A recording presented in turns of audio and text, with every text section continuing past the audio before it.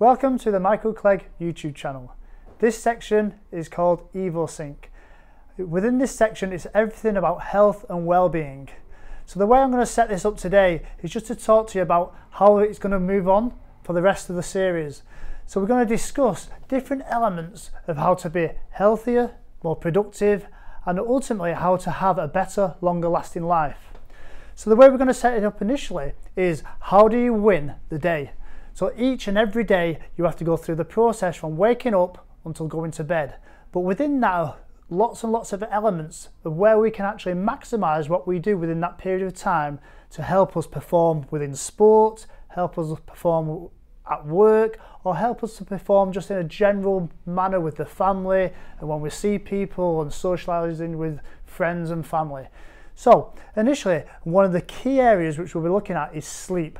How important is sleep? Well, we know sleep is massive for repairing the brain, helping the brain to take in information, disseminating it through the system, so therefore you have the right rest. And there's 4 stages of sleep which we'll discuss in greater detail. So once you get good, adequate sleep, that can help to set you off for the rest of the day. Also, we know in a sporting content, sleep is so important as it helps the player to actually become as refreshed and as revitalized, so therefore the recovery process can be put in place earlier, so the training and the stimuli moving forward can be at a much higher level, so that the athlete or the player can have the adaptations which he needs to make himself a proficient athlete. So, but once you've actually woken up, and we'll talk about sleep hygiene, how to make sure it's totally dark, making sure you're not being affected by blue screens from computers, which has become a massive social issue now regarding how people get in poor sleep, how using an iPad at night time, being on social media is actually affecting people's sleep pattern, but also their mental health. But moving on from that, then we're going to start looking at what are your habits and what are your procedures for the rest of the day. Simple things like, once you wake up, what do you initially do? One of the major things which I've seen after doing a lot of research in this area is when you first wake up is where you have this opportunity with the sleep you're in to really come up with creative ideas. And it's really important to start thinking about when you get these ideas, this light bulb moment, just jot these down, put them on a file, and ultimately you can start to log interesting and aspects of the day where these nice moments of time can come and you can write this down. So journaling becomes very important.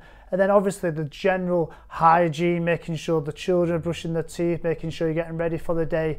And that just sets you up knowing there is an opportunity to feel good about yourself.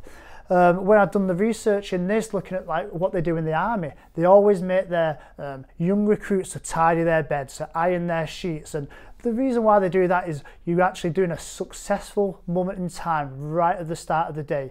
And when you release chemicals in the brain, which is for success, therefore it sets you on a good cycle.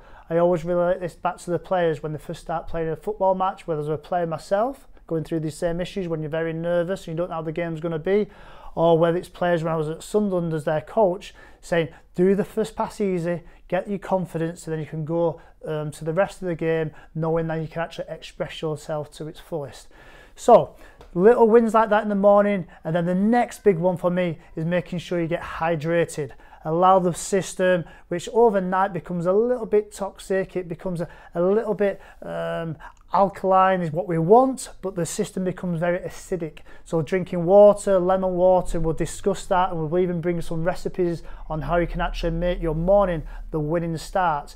And then the biggest thing is your nutrition, as in what is your breakfast. We want to stay away from very high GI spikes. We don't want this insulin rush within the body where, yeah, you feel fine for 15-20 minutes, but midway through the morning you're having these massive crashes, you're getting brain fog, and ultimately you're not being able to be as productive as you can be at work. And we'll go into detail about that.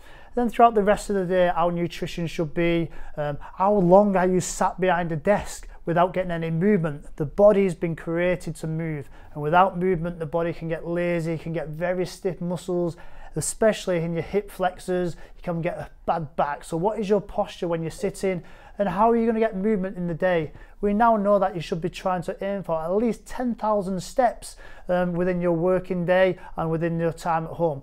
And that's not even including your training. And obviously, as we go through the process, training and being healthy is a massive part of what you should be doing in the general sense. Within work, it's very easy to therefore fall into sloppy habits, sat down all day and eating terrible food just from the canteen. I will be talking about how we can prepare good quality food, take it to work.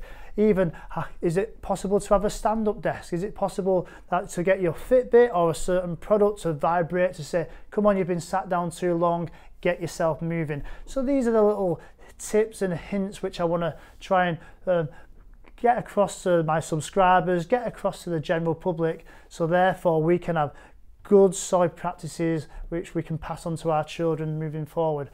Once we finish work, we now need to start thinking, what is the rest of the evening going to be?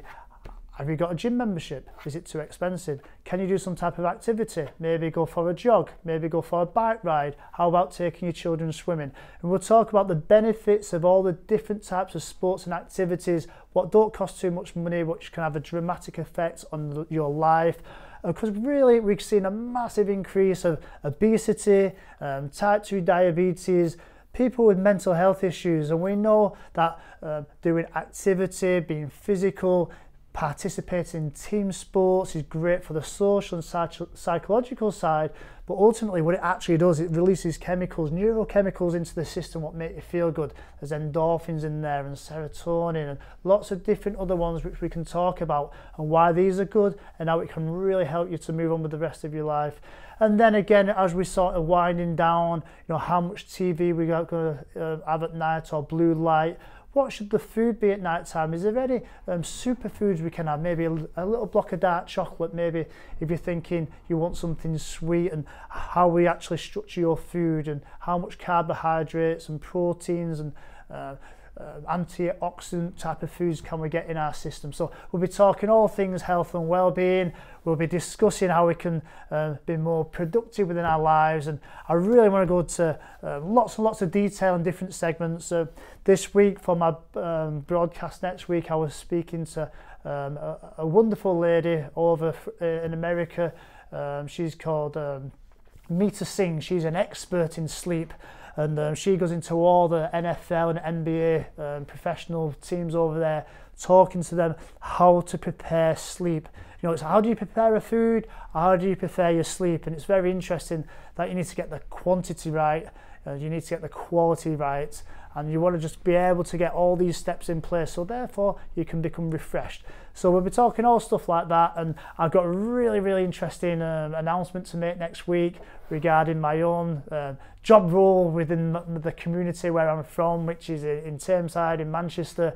So I'll be really excited to tell you that. I'll go into a bit of detail, and then we're really going to look at sleep and how sleep actually changes lives for the better. And I look forward to sharing this through Evo-Sync, which is my brand, through Michael Clegg, which is going to be lending this information to everybody. And I'm hoping to even go into schools, colleges, universities, go to workplaces and do PowerPoint presentations and let people know, that there's people who have been lucky enough to work in a professional sport, lucky enough who've gone to get themselves educated. I've done a master's degree, and now I want to be in the workplace and trying to change the lives of thousands and thousands of people. So I'm looking forward to it. And again, I'll be asking you questions of how long do you sleep for, and why do you think that's appropriate? Maybe some people sleep too much, maybe some people don't sleep at all.